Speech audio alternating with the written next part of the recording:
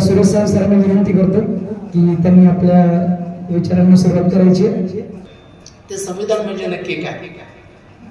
ते एक साधी गोष्ट अशी आहे की कुठचीही संस्था चालवायला काहीतरी नियम लागतात. मग तुमचं इथलं काहीतरी अगदी संसार कशाला, समजा हा हॉल आहे, हॉलचा काहीतरी व्यवस्था ठेवायला लागेल, त्याचे काहीतरी नियम करावे लागतील. आपली मुलं शाळेत जातात, त्याच्या काहीतरी वेळा असतात. मूल जेव्हा मुलगा किंवा मुलगी उठते, जेव्हा कधी उठेल तेव्हा ती शाळेत जाईल असं तर होत नाही ना. शाळेची काहीतरी वेळ असते. तुम्ही तुमचं महिला मंडळ असेल, एखादा जयंतीचं मंडळ असेल, गणपतीचं असेल, बचत गट असेल, या सगळ्या ठिकाणी काही ना काहीतरी नियम असतात. ते लिहिलेले असतील नाही तर लिहिलेले नसतील. पण त्याचे नियम नसतील तर ती व्यवस्था नीट चालणारच नाही ना. मुलं शाळेत कुठल्याही वेळे आली तर काही त्या बाईंनी किंवा त्या काही सरांनी थांबावं त्यांच्यासाठी. सगळे आलेले आम्ही शिकवायला सुरुवात करेल, काही तर त्याला नियम लावून ठेवायला लागतात तर ती व्यवस्था सगळी चालेल. तसाच हा जो अखंड एवढा जो देश आहे मोठा, तो देश जर काही चालवायचा तर त्याचे काहीतरी नियम पाहिजेत. हे जे नियम जे आहेत त्याची जी काय, त्याचा जो काही ग्रंथ आहे तो संविधान, हा त्याचा एक अर्थ. बाकी आणखी पुढे आपण बघू.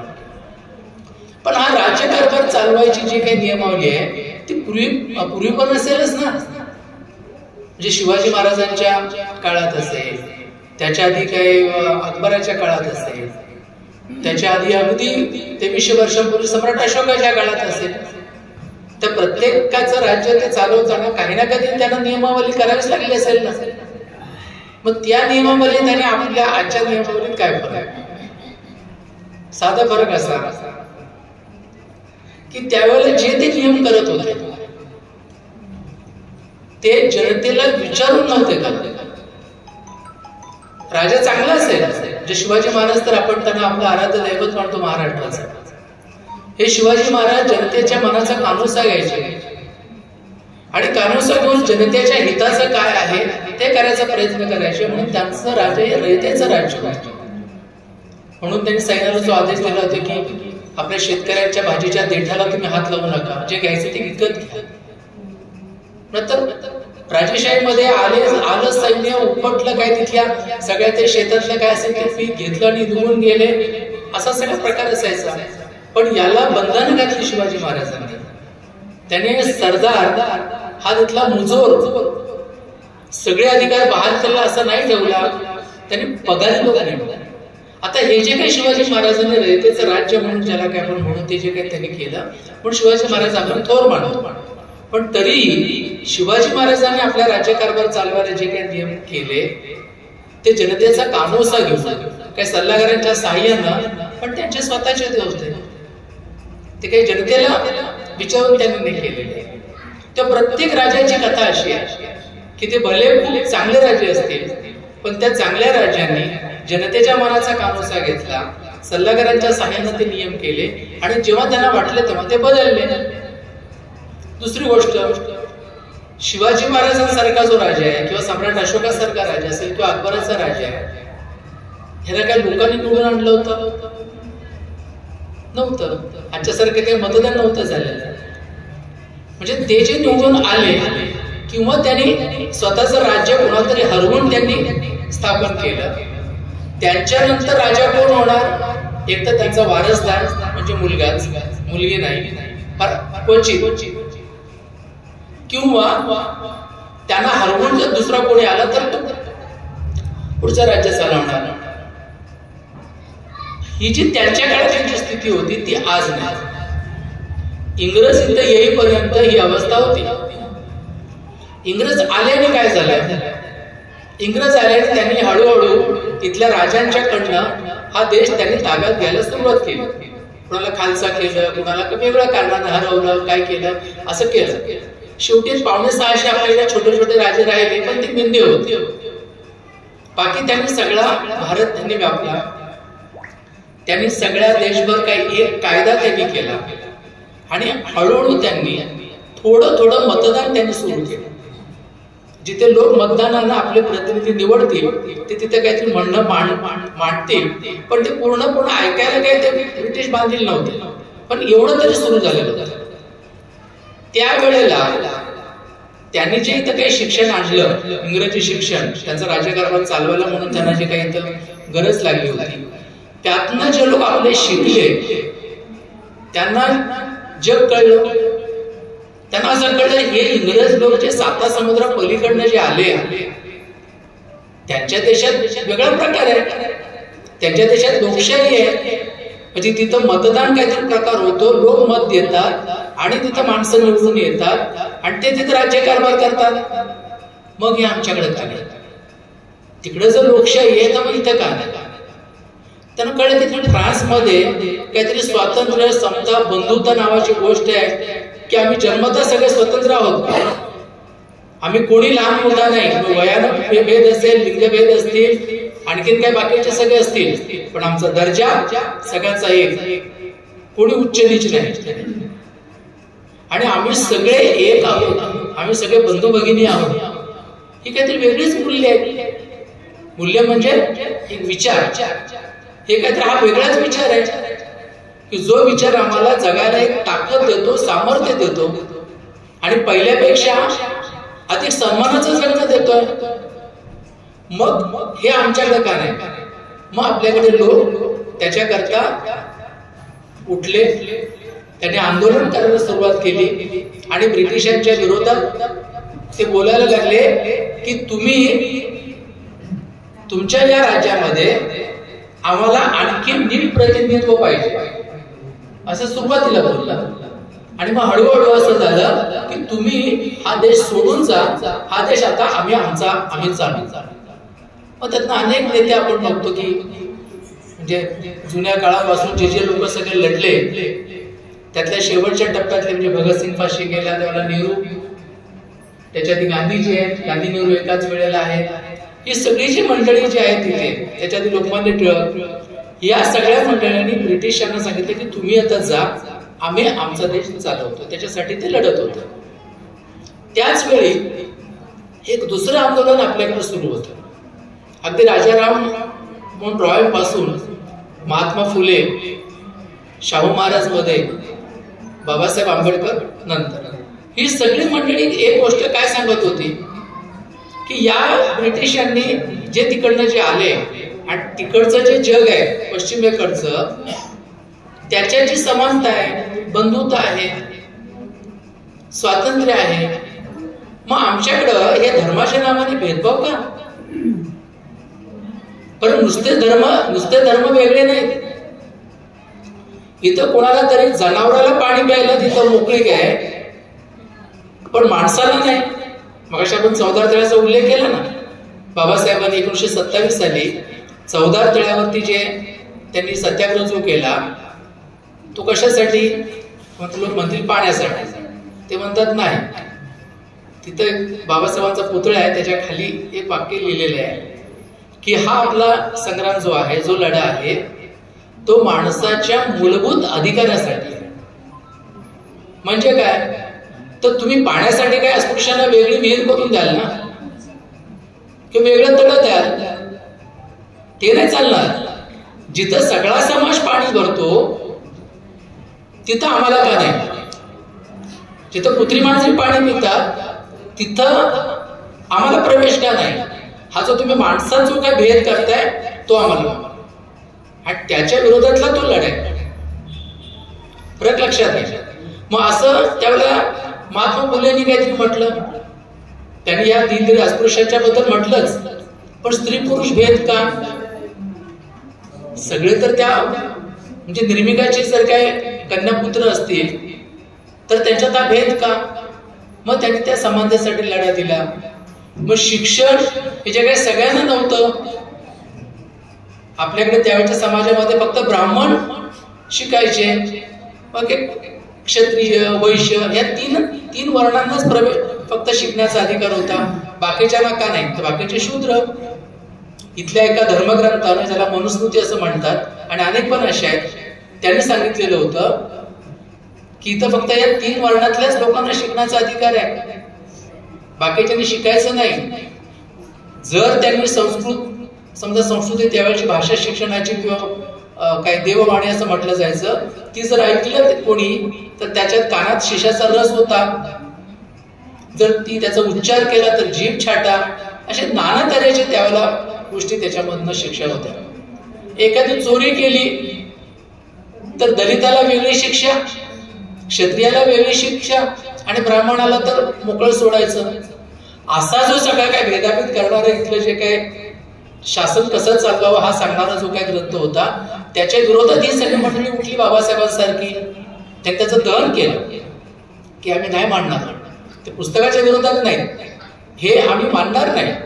अशा रीतीचं जे आंदोलन झालं त्याला म्हणतात सामाजिक सुधारणांचं आंदोलन. म्हणजे एका बाजूला राजकीय मुक्तीचं आंदोलन, दुसऱ्या बाजूला सामाजिक सुधारणांचं आंदोलन. या दोन्ही आंदोलनातनं काही विचार पुढे आले. परदेशातनं ते घेतलेच, पण या मातीतले आम्ही विचार त्याच्यातनं पुढे आले आणि आम्ही असं ठरवलं की आमचा देश जेव्हा आता स्वतंत्र होईल त्यावेळी जरी इंग्रजांनी तो राजांच्याकडनं घेतला असला तरी तो परत मात्र राजांना करणार नाही, तर तो परत कोणाला करतील? जनतेला. आम्ही भारतातल्या लोकांना, आम्ही भारताचे लोक आता या देशाचे प्रमुख बनणार, हा विचार आपल्या या दोन्ही आंदोलनातनं पुढं येत गेला. त्याच वेळेला या आंदोलनातनं आणखी बऱ्याचशा गोष्टीचा विचार झाला की जेव्हा कधी आपला देश स्वतंत्र होईल तेव्हा या देशात स्त्रियांच्या बद्दलची काय भूमिका असेल, तर सगळे समान असतील. इथल्या आदिवासींच्या बद्दल काय असेल, शिक्षणाबद्दलची भूमिका काय असेल, हे सगळ्या गोष्टी आपण आधी ठरवत होतो. म्हणजे लग्न उद्याला होणार आहे, पण त्याची तयारी आधी सगळी चालली. भांड्या कुंड्यांची काय काय सगळं पुढे करायची, ही सगळी तयारी आपल्याला आधी झाली. आणि मग जेव्हा आता ब्रिटिश जाणार आहे अशा वेळेला आपल्या देशातले लोक ब्रिटिशांशी बोलून झालं, ते आता ब्रिटिश जाणार आहेत आणि त्याच्यात असं ठरलं की आपली एक नियमावली तयार करायची आणि ती कुणी करायची, तर ती लोकांनी करायची.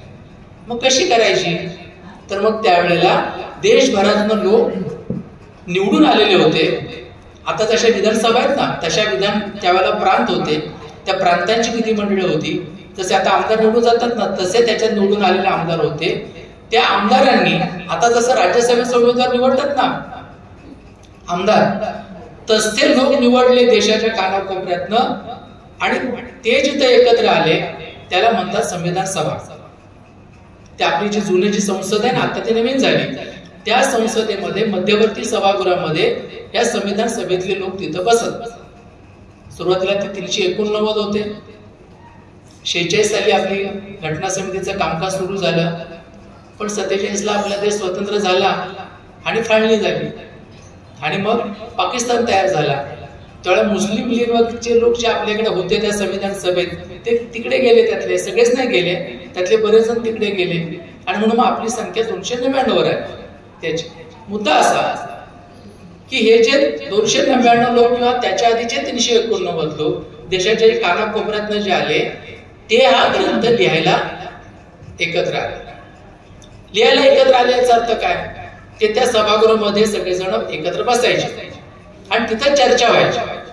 पण आता लक्षात घ्या की चर्चा अशा वाऱ्यासारख्या कुठे होऊ शकतील ना, म्हणून मग त्या चर्चेसाठी काहीतरी मसुदा पाहिजे, काहीतरी पहिला की ज्याच्यावरती काहीतरी चर्चा होईल. मग तो पहिला मसुदा BN राव नावाचे एक घटनातज्ञ होते, त्यांनी तो पहिला केला. पण आपल्याकडे निर्णय असा झाला की जगातला कुणी माणूस किती विद्वान असला तरी त्याच्या हातून नाही घटना लिहिली जाईल. तर घटना अशाच लोकांकडनं लिहिली जाईल ज्यांना लोकांनी निवडले. कारण लोक श्रेष्ठ, कोणी विद्वान किती मोठा जे असू दे. मग असं त्याच्यातनं झालं की एक मसुदा कमिटी केली गेली. त्या मसुदा कमिटीमध्ये बाबासाहेब आंबेडकर होते आणि त्या मसुदा कमिटीच्या ज्या 7 लोकांच्या मध्ये बाबासाहेबांना त्या मसुदा कमिटीचं अध्यक्ष केले, ते त्याचे प्रमुख. मग BN राव यांनी केलेला जो मसुदा आहे तो बाबासाहेबांच्या या कमिटीने घेतला, त्याचा आढावा घेतला. त्याच्या आधी वेगवेगळ्या छोट्या छोट्या कमिट्या झालेल्या होत्या. त्या कमिट्यातनं आलेले वेगवेगळे जे काही सगळे अहवाल आहेत, हे छोट्या छोट्या कसं माहितीये का, एक मोठं जेव्हा देशाचं काम करताना आपण साधी गोष्ट बघा लक्षात घ्या, की कुठलाही एखादा कार्यक्रम असू दे, आपण कमिट्या करतो ना, व काय यांची सगळ्यांची स्वयंसेवकांचं ह्याला मिरवणुकीला दोरी धरून कोण राहणार, अमक्याचं काम कोणाकडे, सजावटीचं काम कोणाकडे.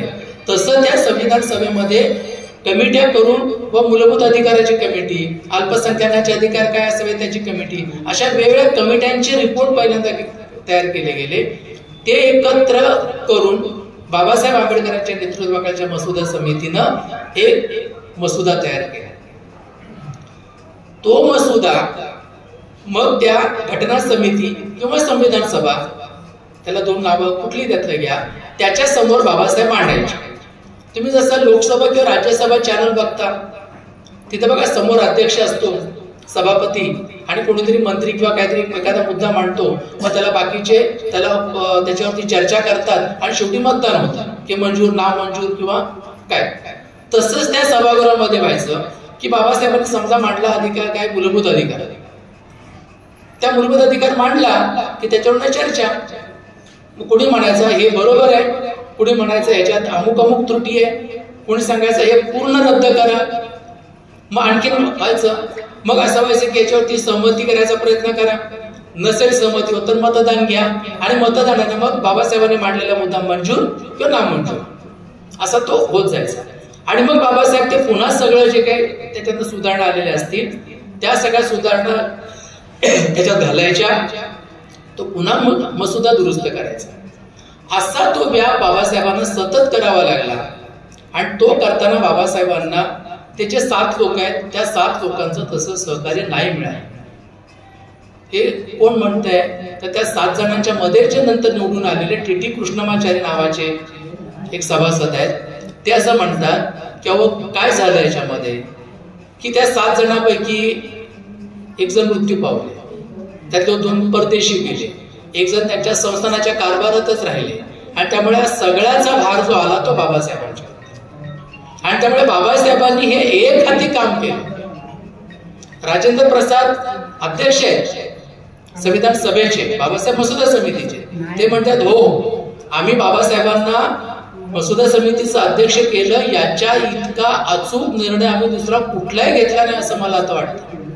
कारण त्यांनी ज्या चिकाटीनं आजारी असताना अत्यंत श्रम करून जे काही हे काम केलं ते त्यांनी प्रचंड असं, ज्याला एक प्रकारचे झळाळे आलेले असं ते काम आहे. आणि ही भाषणं अनेकांनी केली, ते बाबासाहेबांच्या जातीचे नाही, धर्माचे नाही, त्यातले कोणी मुसलमान आहेत, कोणी अमुक आहेत, अशा सगळ्यांनी बाबासाहेबांच्या बद्दल तिथे उद्गार काढले की बाबासाहेबांना हे घटनाकार म्हणून इतिहासात त्यांचं नाव अमर होईल, अशा तिचे उद्गार तिथे काढले गेलेले आहेत. आणि म्हणून बाबासाहेबांना संविधानाचं शिल्पकार म्हणतात. पण याच्यातनं एक गैरसमज असा होतो की जणू काही बाबासाहेबांनी घटना घरात लिहिली किंवा त्यांच्या कार्यालयात बसून लिहिली आणि ती राजेंद्र प्रसादांना दिली. फोटोत असतं ना, त्या राजेंद्र प्रसादांना तो ग्रंथ देतात, असं नाही झालेलं. 2 वर्ष 11 महिने 18 दिवस चर्चा झाल्या त्या संविधान सभेत. बाबासाहेबांना रक्ताचं पाणी करावं लागलं समजावताना सुद्धा, आणि ते सगळं त्याचं समर्थन करताना, मांडताना आलेल्या सगळ्या सुधारणा त्याच्यात ते करायच्या. सध्या मला त्या लोकसत्तेमध्ये माझं एक सदर चालू आहे, त्याच्याकरता मी ते सगळं सध्या वाचतोय, आणि ते वाचताना माझ्या अंगावर शहारे येतात. अरे किती प्रचंड ते सगळं त्या, म्हणजे समजा मला तर परवाच्या दिवशीच मी एक लेख लिहिला म्हणजे लोकसत्तेसाठी. लेख माझा 950 शब्दांचा आहे किंवा हजार शब्दांचा, पण त्याच्या चर्चाच त्याच्या 20-25 पानांचे आहेत. 14 तास 15 तास अशा झालेल्या त्या सगळ्या चर्चा आहेत. आणि त्या सगळ्या चर्चांचं सार काढून त्यातली हे घेऊन त्याच्या नामंजुरी मंजुरीचे प्रकार करून जे बाबासाहेबांनी श्रम पडले ते प्रचंड श्रम आहे. आणि ते मांडणारे लोकही तिथं होते त्या सभागृहामध्ये. तर त्या सभागृहाच्या मध्ये असलेले लोक ना एका जातीचे ना एका धर्माचे. मौलाना अबुल कलाम आझाद मुस्लिम याचे, अमुक कोणी महिला त्याच्यातले आहेत, कोणी अमुक आहेत, कोणी पारशी आहे, कोणी फलान आहे, कोणी हे, कोणी अँग्लो इंडियन आहे, असे सगळे लोक एकत्र आहेत. आणि त्या सगळ्यांनी मिळून विचार विनिमयानं सहमतीनं केलेलं हे संविधान आहे बाबासाहेबांच्या नेतृत्वाखालचं, असं आपण त्याला म्हणू. बाबासाहेबांचे कष्ट त्याच्यातले. जे हा सगळ्यांचा मिळून केलेला ऐवज आहे, त्याचं सारथ्य बाबासाहेबांनी केलेलं आहे आणि अत्यंत मौलिक काम त्यांनी केलंय. पण फक्त बाबासाहेबांनी ते केलं असं नव्हे, या गैरसमजातनं जे बाहेर निघायला पाहिजे दोन्हीकडच्या लोकांनी. एका बाजूला असं होतं की बाबासाहेबांच्या असं म्हणणार की आमच्या बापानं संविधान केलंय तेव्हा ते आमच्या रक्तात आहे म्हणजे वाचायचं कारण नाही.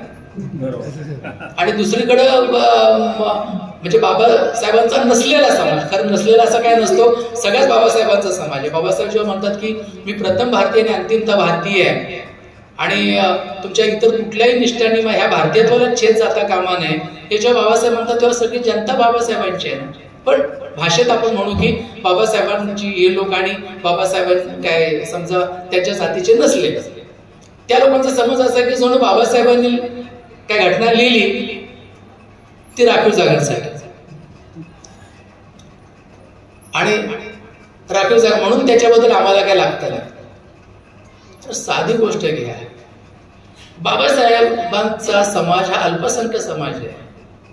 सगळा देश एका बाजूला आहे, इतके प्रचंड लोक तिथे सगळ्यात 299 लोक आहेत ना शेवटी, त्यातले एक बाबासाहेब आहेत, बाकी 298 लोक तर वेगळे आहेत.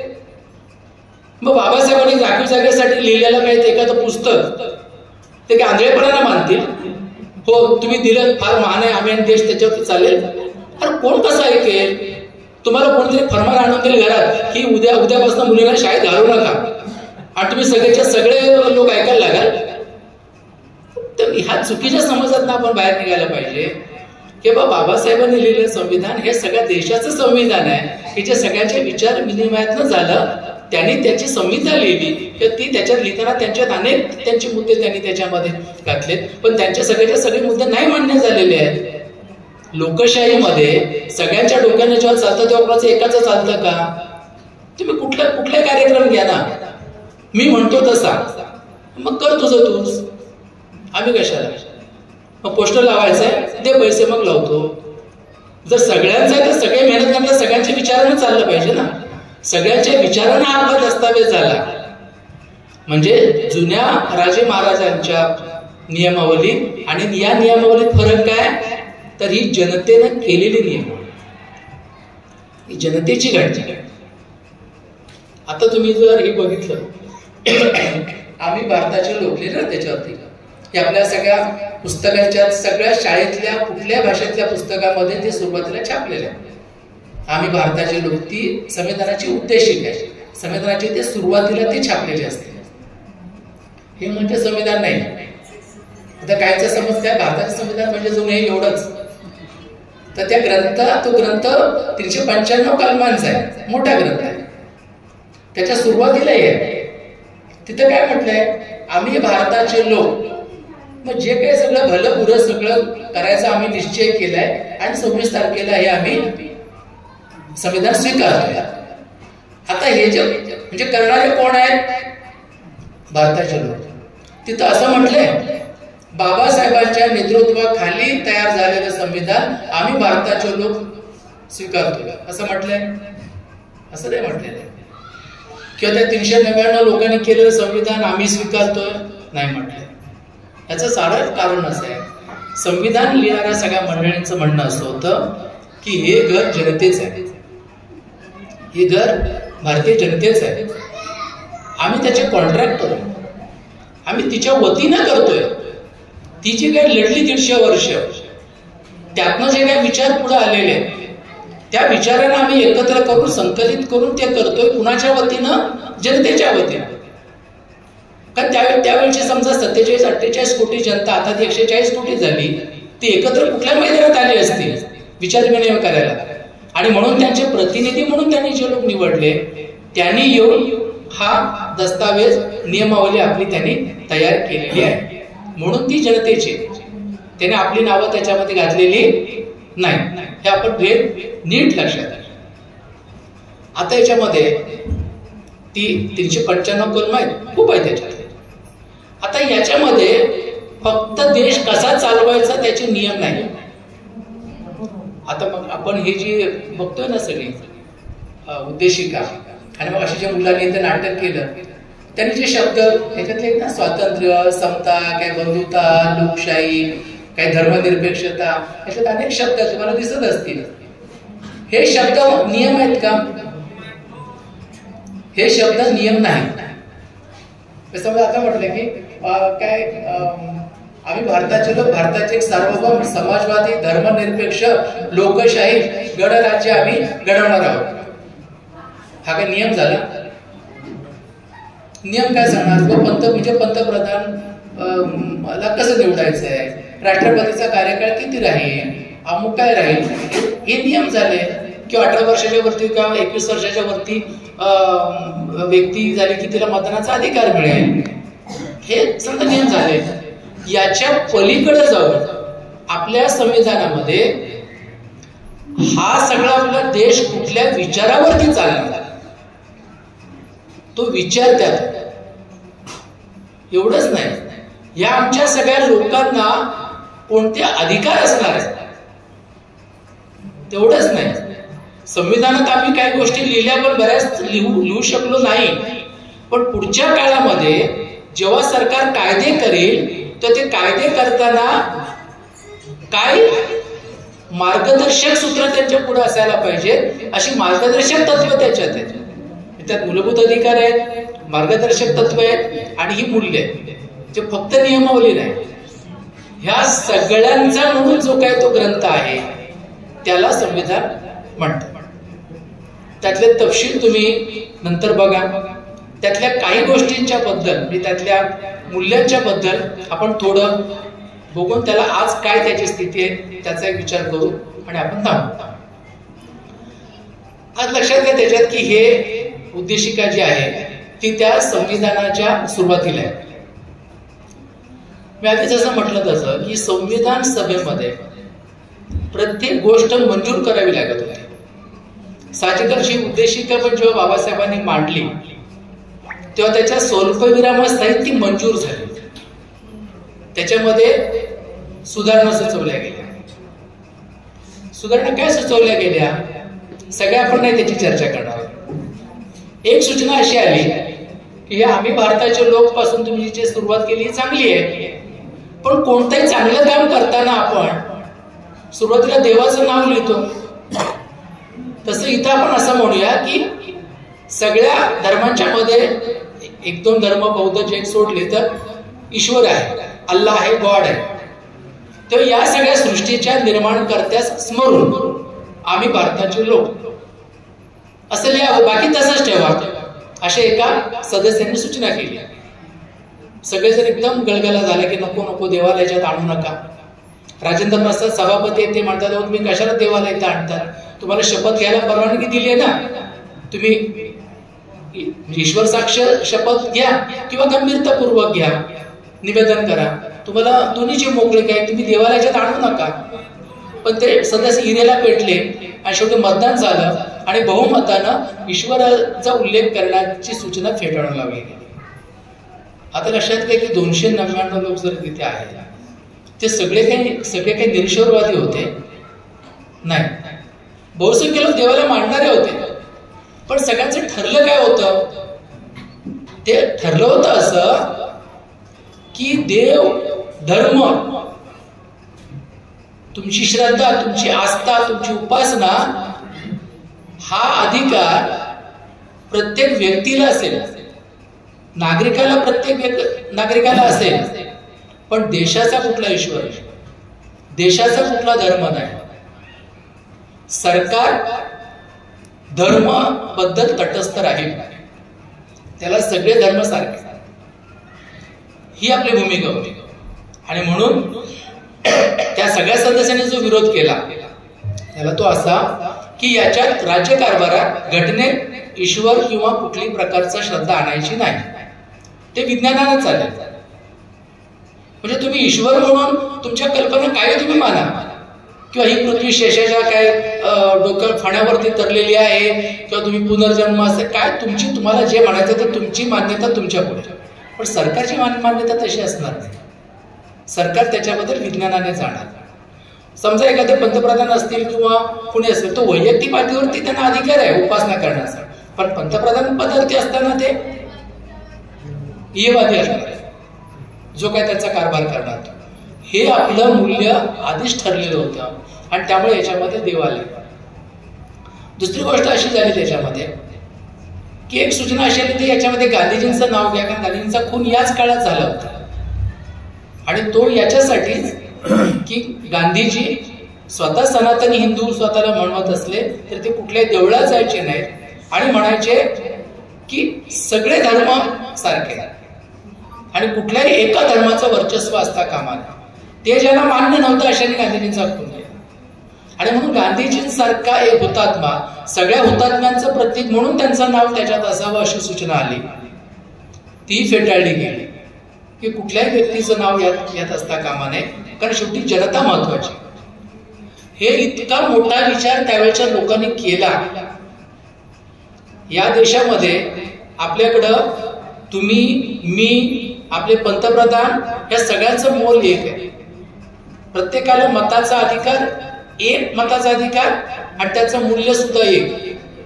जे माझ्या मताचं मूल्य एक आणि पंतप्रधानाच्या मूल्याचं काय मताचं मत काय मोल 1000 असं नाही. सगळ्यांचं मत एक, सगळ्यांना कायदा एक. ही जी काही गोष्ट झाली त्याच्यासाठी आम्ही याच्यामध्ये दुसऱ्या कुठल्याही गोष्टी आम्ही आणलेल्या नाही. नंतर त्याच्यामध्ये जे आलेलं आहे ते आम्ही असं म्हटलं की हा देश आमचा काय प्रकारचा असेल तर तो समाजवादी असेल, तो धर्मनिरपेक्ष असेल, लोकशाही असेल, असे त्याच्यामध्ये आम्ही देशाचं स्वरूप आम्ही ठरवलं. त्या सगळ्या शब्दांचे मी आता अर्थ तुम्हाला सगळ्याची फोड नाही करून सांगत. त्याच्यानंतर असं आलं की आमच्या ह्या देशातले जे लोक आहेत, जे नागरिक आहेत, ह्या नागरिकांना आम्ही म्हणजे कोण, जनताच, आम्ही नागरिकांना म्हणजे आम्ही आम्हाला काय द्यायचा वादा करतोय तर आमचा वायदा असा आहे तो म्हणजे न्याय असेल, आमच्या समाजात स्वातंत्र्य असेल, प्रत्येक व्यक्तीला समानता असेल आणि बंधुत्व. मग न्याय काय प्रकारचा तर 3 प्रकारचा: सामाजिक न्याय, आर्थिक न्याय आणि नंतर राजकीय न्याय. त्याचा क्रम पण महत्वाचा आहे. जर तुम्ही सामाजिक भेदभाव करत असाल, जातीचे भेदभाव करत असाल, स्त्री पुरुष भेदभाव करत असाल तर सामाजिक न्याय होत नाही. समजा आता कोणी ह्याला हात लावा, त्याला स्पर्श करा, त्याच्या सावलीचा विटळ, ह्या गोष्टी गेल्या, पण एखादा आंतरजातीय लग्न आले की एकदम खवळून लागतात की तोच भेटला का तुला, हे वरचं चाललं असतं. हे वरचं खालचं हे जे काय मनात सगळं येतं म्हणजे मनात भेद नाही, म्हणजे त्या न्यायापर्यंत आपण नाही गेलोय. बरं समजा असं आहे की आर्थिक न्याय, आपला राजकीय न्याय, मताचा अधिकार सगळ्यांना आहे, मताचा आता आपण मतदान करतोय, पण आर्थिक न्याय हा सगळीकडे झालाय का तर अजूनही तो झालेला नाही. म्हणजे मी असेल, फुटपाथवरचा माणूस असेल आणि अंबानी असेल, सगळ्यांची निवासस्थानं एक आहेत, मग हा भेद का? स्वातंत्र्य मिळालं त्यावेळेला आमच्याकडे आर्थिक स्थिती आमची कमकुवत होती सगळ्यांचीच, पण आता तर आमच्याकडे प्रचंड संपत्ती तयार झाली, ती आम्ही लोकांनी केली ना. मग त्याचं न्याय वाटप का नाही होत? हा मुद्दा त्या न्यायात येतो. स्वातंत्र्याच्या मध्ये जो मुद्दा येतो की मला विचार करायचं स्वातंत्र्य पाहिजे, ते मला व्यक्त करण्याचं म्हणजे नाटक करून, भाषण करून, चित्र लिहून ते मला स्वातंत्र्य पाहिजे. मी कोणावरती श्रद्धा ठेवायची, उपासना कोणाची करायची याचं मला स्वातंत्र्य पाहिजे. हे आम्ही संविधानाला दिले. त्याच्यात एका देवावरती की अनेक देवावरती, एका धर्मावरती की एकाच वेळेला 2 धर्म पाळायचं ती व्यक्तीला मुभ आहे. कुणी कुणाशी लग्न करावं याच्याबद्दल कायद्यानं एकच अट आहे: 18 वर्षाच्या वरती मुलीचं वय, 21 वर्षाच्या वरती म्हणजे मुलाचं वय, बाकी जात, धर्म, आर्थिक स्थिती गेली जन्म. त्याला ती पसंत आहे, तिला तो पसंत आहे, त्यांना कायदा त्याच्या बाजूने. अशा रीतीच्या गोष्टी आम्ही घटनेनं आणलेल्या यावेळी जनतेला दिल्या. आणि शेवटी पाहत्यांना सांगतात की दर्जा आणि संधी ही सगळ्यांना समान आहे, भेदाभेद केला जाणार नाही. आणि शेवटी बाबासाहेबांचे खास देणं जे त्याच्यातलं आहे ते म्हणजे बंधुता. त्यांचं म्हणणं की वरची 3 मूल्य जे आहेत, स्वातंत्र्य, न्याय, स्वातंत्र्य, समता, याला पोलीस ठेवायला लागेल. जर माणसाच्या मनामध्ये दुसऱ्याच्या बद्दल ममत्व नसेल, बंधुभाव नसेल, भगिनीभाव नसेल, मैत्रीभाव नसेल, करुणा नसेल, जर ही सगळी माझी भावंडात असं जर माझ्या मनात नसेल तर माझ्याकडनं भिकारी कोण, मग मी जो काय असतो त्या भिकाऱ्याचा धर्म बघून माझा पाना फुटतो. हा माझ्या धर्माचा असेल तर त्याला देईन मी, हा त्यांचा दिसतोय चल बाजूला हो. जे तुम्हाला जर भिकारी म्हणून किंवा एखादा जर असा एखादा दिनवाणा जर कोणी दिसला किंवा एखादा आजारी माणूस आहे किंवा वेगळ्या प्रकारे समजा कोणी जर तुम्हाला पीडित जर काही कोणी दिसलं तर तो पीडित आहे हीच फक्त भावना पाहिजे आणि तो माणूस आहे. त्याच्या जाती धर्मावरनं जर माझी करुणा किंवा माझं प्रेम किंवा माझी काही मदत करण्याचा जर काही प्रकार जर काही ठरत असेल तर माझ्या मनात बंधुता नाही. म्हणून ही बंधुता जी बाबासाहेब म्हणतात ती खूप महत्वाची आहे. ती जर आमच्या मनात जर काय असेल तर आम्ही सगळी मूल्य नीट पाडू, तर नाही होऊ शकणार. आणि हा सगळा संकल्प आम्ही या 26 नोव्हेंबरला म्हणजे ज्या दिवशी संविधान मंजूर झालं त्या दिवशी आम्ही करतो. आणि तो करून काय करतोय तर आम्ही मनानं संविधान स्वीकारतो, त्याला आम्ही कायद्याचं स्वरूप देतोय आणि आम्ही ते आम्हाला स्वतःला मी अर्पण करतो. त्याच्यातले शब्द आहेत ना की आम्ही हे संविधान अंगीकृत करतोय, कबूल करतोय, आम्ही पहिल्यांदा हे स्वीकारतोय, आम्ही मनानं स्वीकारतोय, नंतर ते अधिनियमित करतोय, त्याला कायद्याचं स्वरूप देतोय आणि आम्ही ते स्वतःला अर्पण करतोय. आम्हीच आम्हाला अर्पण करतोय. कुणी आम्हाला ईश्वर किंवा दुसरा कोणी शहाणा माणूस विद्वान माणूस तो नाही आम्हाला देत आहे की जे तो आम्हाला अर्पण करत आहे, तर आम्हीच करतोय सगळं. ही जे याच्यामध्ये माणसाला जे महत्व दिलेलं आहे त्याचा अर्थ असा आहे की आमच्या संविधानाचं केंद्र माणूस आहे, इथली जनता आहे. एक प्रश्न असा झाला होता त्याच्यामध्ये बघा ना, व्यक्तीची प्रतिष्ठा आणि राष्ट्राची एकता व एकात्मता यांचं आश्वासन देणारी बंधुता. तर मुद्दा असा आला की आधी देश की आधी व्यक्ती. तुम्ही सहज म्हणाल की आधी देश ते नाकारले लोकांनी, ते पूर्वीच्या जमान्यात. आता कोणासाठी देश आहे तर माणसासाठी. तो माणसासाठी असलेला देश हा सुरक्षित राहावा माणसासाठी आणि म्हणून आम्ही देशासाठी लढतो. पण नुसतं जमिनीसाठी लढायचं नाही. समजा काश्मीर आहे, काश्मीर भारताचा अविभाज्य भाग आहे, एकदम बरोबर, फक्त तिथली माणसं सोडून असं चालेल?